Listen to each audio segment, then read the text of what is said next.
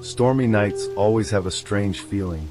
The sound of thunder, the howling winds, and the complete darkness that makes every shadow suspicious. But what if, hidden within the storm, something terrifying was waiting? Something more horrifying than your worst nightmares. In this video, we bring you 3 disturbing true horror stories that happened during thunderstorms. Stories that will make you think twice the next time you hear the rumble of thunder, realizing that the safety of your home might not be as certain as you believe. Before we dive into these terrifying stories, make sure to subscribe to the channel, like this video, and share it with your friends. Your support helps us bring you more chilling content. So turn off the lights, put on your headphones, and prepare yourself for a stormy night filled with fear. Now, let's jump into the first story.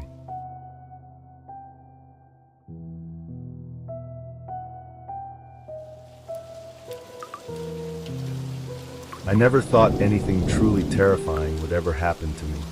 My life was ordinary, maybe even boring. That's probably why I always found comfort in listening to horror stories online. I liked the adrenaline rush, knowing that these things happen to other people. Until it happened to me. It was around 3:30 a.m., maybe later. I wasn't sure. I lived with my mother and grandfather in a quiet house on the outskirts of a small town. Lately, the storms had been relentless. One every few nights, heavy rain pounding against the windows, the wind howling like something alive. That night, the storm was worse than usual. I was lying in bed, scrolling through my phone while the rain slammed against the glass. Thunder rumbled, shaking the walls. I liked storms, but there was always something about the wind that unsettled me. The way it would suddenly drop to complete silence before rising again in a deafening roar. Then, just as I was reading a post about unexplained disappearances, the power went out. Instant darkness. I stared at my screen for a moment, the only source of light in my pitch-black room. My heart thumped a little harder, but I shook off the unease. It was just a storm knocking out the power. It happened all the time. My phone still had battery, so I kept browsing until I started feeling tired. I set my phone down and rolled over, trying to sleep. That's when I heard it. The wind outside had died down, leaving behind an eerie stillness.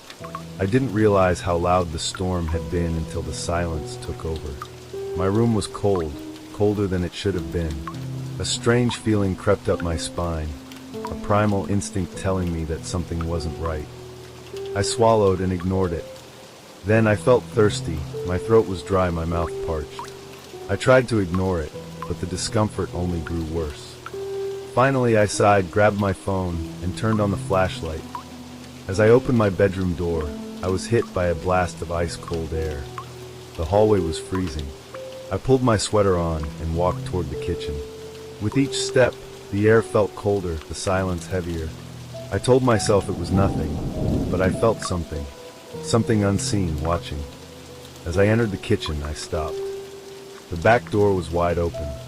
A chill ran through me, and my breath caught in my throat. My mind raced for an explanation.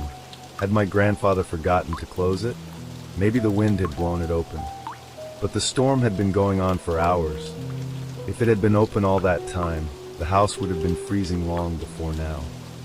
I took slow, cautious steps toward the door, glancing over my shoulder as paranoia crept in. My fingers trembled as I slid the door shut and locked it. Something told me to run back to my room. I listened. Once inside, I shut my door and pushed a chair against it, creating a makeshift barricade. My heart pounded against my ribs. Something was wrong. I checked my closet just to be safe.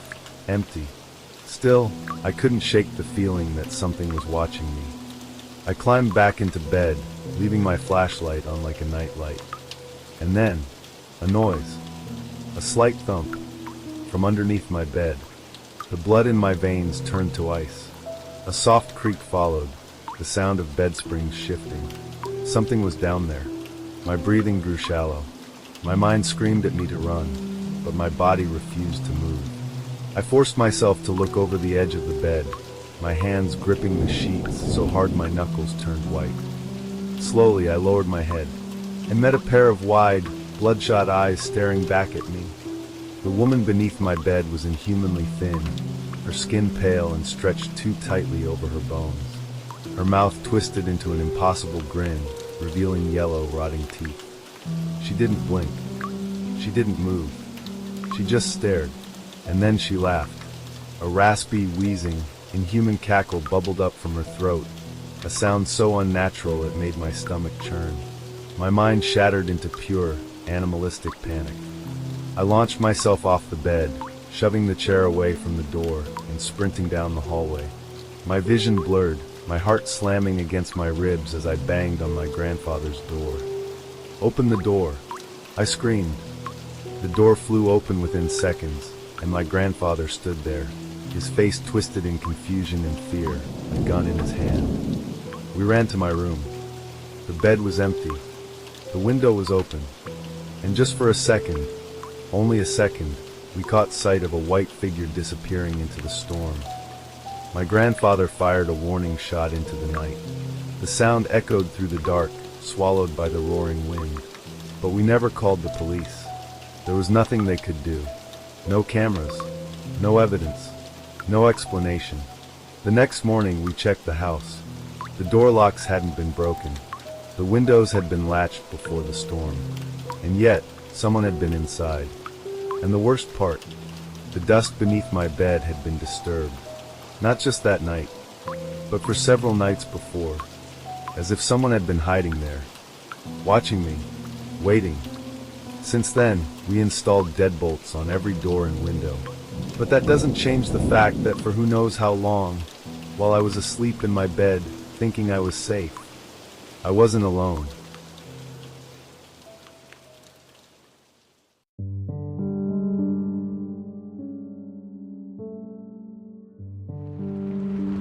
It was a cold, stormy night. I had been working late, and by the time I left the office, the clock read 12:07 a.m. The rain poured down mercilessly, drumming against the pavement like an endless whisper of something sinister.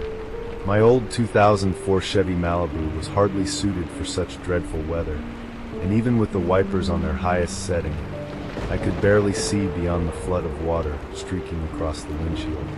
The highway was desolate. No cars, no lights, just the endless stretch of wet asphalt surrounded by dark woods.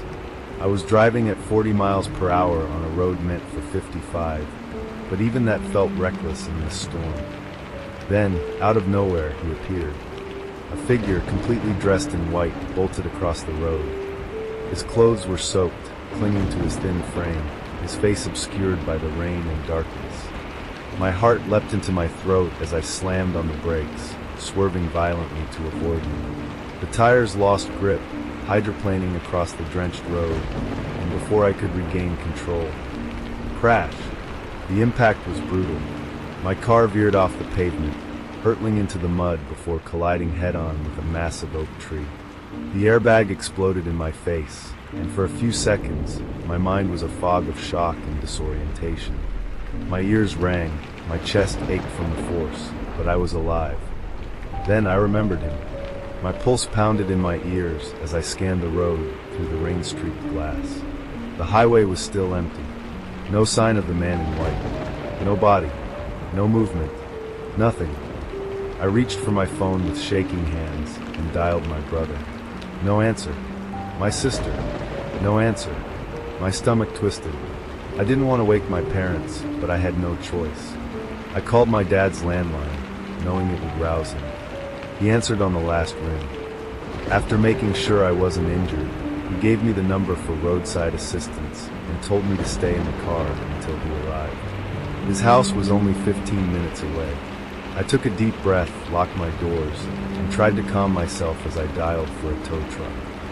The minutes dragged on, the storm refusing to relent. My hazard lights flickered in the downpour, the only source of light on that lonely stretch of road. I kept scanning my surroundings, expecting, no dreading, to see that man again. Then, like a nightmare coming to life, I did. A soaking wet figure stood inches from my window. I screamed. My entire body recoiled as my heart nearly stopped. His mouth hung open in an unnatural O shape, his eyes wide and unblinking. Water dripped from his face, his hands twitching at his sides. Then he touched the glass. At first, it was slow, his fingertips gliding across the surface, smearing water as if he were searching for a way in. Then, suddenly he started pulling at the door handle. I grabbed my phone with trembling hands and called my dad again, sobbing into the receiver. "He's here. He's trying to get in." My dad's voice turned sharp. "Do not open the door. I'm almost there. Keep your head down and stay on the phone." The man outside started pounding on the glass. Hard. The entire car shook with each impact. His face never changed. His ghastly, frozen expression stayed intact as he slammed his fists against the window. I curled into myself, praying the glass wouldn't break. Then, headlights appeared in the distance. A car pulled up behind mine, and for the first time in what felt like an eternity, I felt hope. The man turned his head toward the approaching vehicle. My dad burst out of his car, rage and adrenaline propelling him forward. The man tried to run, but my father was faster. He tackled the stranger, knocking him into the mud. Even through the storm, I could hear the sickening thuds of my dad's fists as he beat the man mercilessly. Moments later, another pair of headlights appeared. The tow truck. The driver stepped out, stunned by the scene before him. The police arrived shortly after. The man in white was arrested on the spot. His name was Nathaniel Graves. He had no identification, no belongings, just a soaked white outfit and a disturbing, lifeless stare. I never went to his trial. My father and our lawyer handled everything. I didn't want to see that face again. Ever. Even now, on rainy nights, I find myself glancing at my window, half expecting to see him standing there silent, staring, waiting. I pray I never do.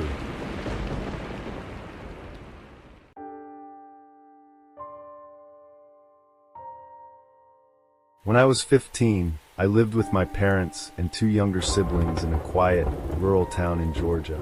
Our house was isolated, surrounded by thick woods, and on stormy nights, the wind would howl through the trees like distant voices. One Saturday night, a brutal thunderstorm rolled in. The thunder was so loud it shook the walls, rattling the windows like ghostly knocks. My sister was at a friend's house, leaving just me and my two brothers with nothing to do. The power flickered several times as we sat in the living room, playing an old, obscure PS2 game, a weird racing shooter with masked characters and muscle cars. I remember the exact moment it happened. The screen went black. The hum of electricity cut off. The room was swallowed in complete darkness, followed by a distant, echoing pop outside. We all froze. Lightning flashed through the windows, illuminating the rain pounding against the glass. My dad, already suspecting a blown fuse, grabbed his raincoat and flashlight. Our house had two fuse boxes, one inside, one outside near the telephone pole. He turned to me. "Come with me. Hold the flashlight." I didn't want to go, but I obeyed. The storm was merciless, the rain cold and punishing. My dad opened the fuse box, flipping switches, cursing under his breath when nothing worked. The light from my flashlight wavered as I struggled to hold it steady. Then I heard it. A sharp, splintering crack from the woods. I turned the flashlight toward the noise, sweeping it over the dense trees. For the briefest second, I saw something move. A pale, skeletal hand disappeared behind a tree the moment the light touched it. My stomach dropped. I slammed the fuse box shut. "I'm going inside," I stammered. I ran up the porch, into the house, locking the door behind me. My dad followed soon after, irritated but unconcerned. When I told him what I saw, he sighed, muttered something about imagination, then took the flashlight from me and walked straight into the woods. I watched from the back porch, my breath fogging the glass. The flashlight's glow bobbed between the trees as he moved deeper into the forest. Then the light disappeared. I called out. No response. I stepped outside, heart hammering, inching toward the woods. That's when I heard it. Footsteps. Not my dad's. They were to my left, but when I called out again, my dad's voice came from the right. I froze. My throat tightened. My dad was further away, but something else was close. I bolted in the direction of his voice, crashing through the undergrowth. When I finally reached him, He was walking back toward the house, soaked, frustrated. Gasping for breath, I barely managed to tell him what happened. His expression darkened. "Go inside," he said, his voice lower now. "Lock the doors." I obeyed. My brothers and my mom were already gathered near the back door, waiting. We all watched the tree lean, expecting my dad to emerge at any moment. Instead, we heard the front door handle rattle. Someone was trying to get in. Thinking it was my dad, I ran toward the door. But before I could unlock it, my mom grabbed my wrist. She pressed her eye to the peephole. Then she screamed, "Upstairs!" Now, we scrambled up the stairs, adrenaline surging through my veins. At that exact moment, the back door swung open, my dad rushing inside, breathless, his face pale. He turned to the front door, fury in his eyes. "Get away from my house," he roared. We heard rapid footsteps, retreating into the storm. By morning, we thought it was over, until we found the basement window shattered. Muddy footprints led inside, staining the carpet, weaving toward the stairs, but stopping at the basement door. The lock was scratched and dented. Whoever it was tried to force their way further into the house. A wad of cash was missing from the bar downstairs, along with some old family heirlooms. But the worst part, the footprints didn't just stop at the stairs. They lingered, like someone had stood there for a long time, listening, waiting, trying to decide whether to come upstairs.